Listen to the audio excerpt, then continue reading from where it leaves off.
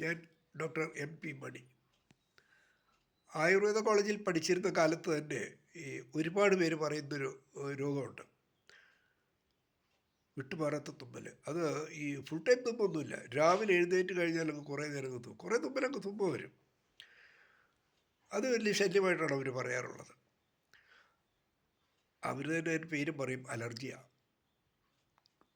അപ്പോൾ ഈ രോഗത്തിൻ്റെ പേര് പറഞ്ഞ് നടന്നുകൊണ്ടോ അല്ലെങ്കിൽ രോഗത്തിൻ്റെ പേര് പറഞ്ഞ് മരുന്ന് മേടിച്ച് കഴിച്ചുകൊണ്ടോ ഇവരുടെ രോഗം മാറി, ഈ തുമ്മൽ മാറില്ല.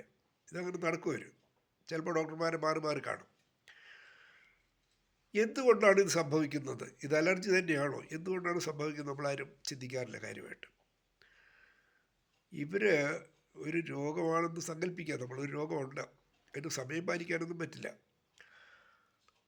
നമ്മൾ ഉറങ്ങി എഴുന്നേൽക്കുന്നവരെ രോഗം കാത്തിരിക്കില്ല. അതാണ് നമ്മൾ ചിന്തിക്കേണ്ട ഒരു കാര്യം.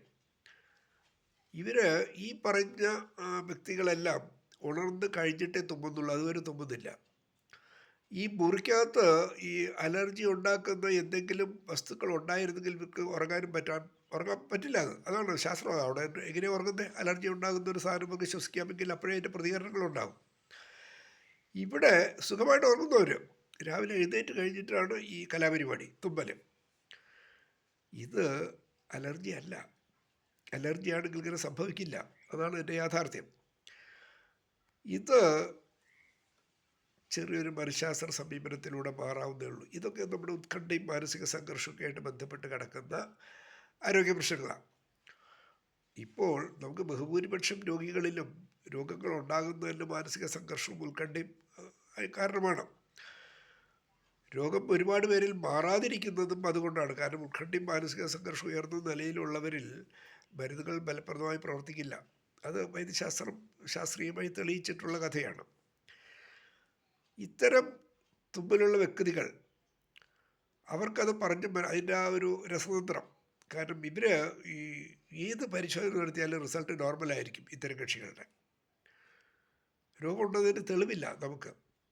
രണ്ട് പ്രശ്നം ശ്രദ്ധിക്കേണ്ട. ഒന്ന്, രോഗമുണ്ടതിന് നമുക്കൊരു തെളിവും കിട്ടുന്നില്ല. രണ്ട്, ഈ ഉണർന്ന് എഴുന്നേൽക്കുമ്പോഴേ ഇവർ തുമ്മുള്ളൂ, അതുവരെ തുമ്മുന്നില്ല. ഇത്തരം കാര്യങ്ങളിൽ ഉറപ്പാണ് അത് അല്പം ഉത്കണ്ഠയും മാനസിക സംഘർഷവുമായിട്ട് ബന്ധപ്പെട്ടുണ്ടാകുന്ന പ്രശ്നം മാത്രമാണ്. അതിന് രോഗമെന്ന് പോലും പറയാൻ പറ്റില്ല.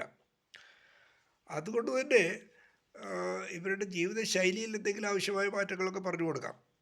അതിനേക്കാൾ ഉപരി ഈ മാനസിക സംഘർഷം അല്ലെങ്കിൽ ഉത്കണ്ഠ കൊണ്ട് എങ്ങനെ രാവിലെ എഴുന്നേൽക്കുമ്പോൾ തുമ്മലുണ്ടാകുന്നു എന്നുള്ള ശാസ്ത്രം അവരെ പറഞ്ഞ് മനസ്സിലാക്കാം. ഞാനത് ചെയ്യാറുള്ളത്. അത് ചിത്രം വരച്ചൊക്കെ പഠിപ്പിച്ചു കൊടുക്കും. അപ്പോഴാണ് അവർ തിരിച്ചറിയുന്നത് ഇത് അലർജി അല്ല എന്നുള്ളൊരു യാഥാർത്ഥ്യം. അപ്പം നമ്മൾ ഈ രോഗത്തിനെ കേന്ദ്രീകരിച്ച് ചികിത്സിക്കുമ്പോൾ ഇത് സംഭവിക്കുന്നില്ല. കാരണം രോഗം മരുന്നാകുമ്പോൾ അത് തമ്മിൽ ബന്ധപ്പെട്ടാലായി, അല്ലെങ്കിലായി, അത്രയേ ഉള്ളൂ. ഇത് വളരെ സിമ്പിളാണ്. കുറച്ച് സമയം എടുക്കേണ്ടി വരുന്നുള്ളൂ. ഈ തുമ്മലുണ്ടാകുന്നതിൻ്റെ മെക്കാനിസം അത് കൃത്യമായി ചിത്രം വരച്ചവരെ പഠിപ്പിക്കണം, രോഗികളെ. അപ്പോഴാണ് അവർ തിരിച്ചറിയുന്നത് ഇത് ഈ അവരുദ്ദേശിച്ച പോലെ ഒരു അലർജി അല്ല. അങ്ങനെ വരുമ്പോൾ ഭൂരിപക്ഷം പേരിൽ ഒരു ദിവസം കൊണ്ടത് മാറും. അതാണ് എൻ്റെ തമാശ ശാസ്ത്രവും.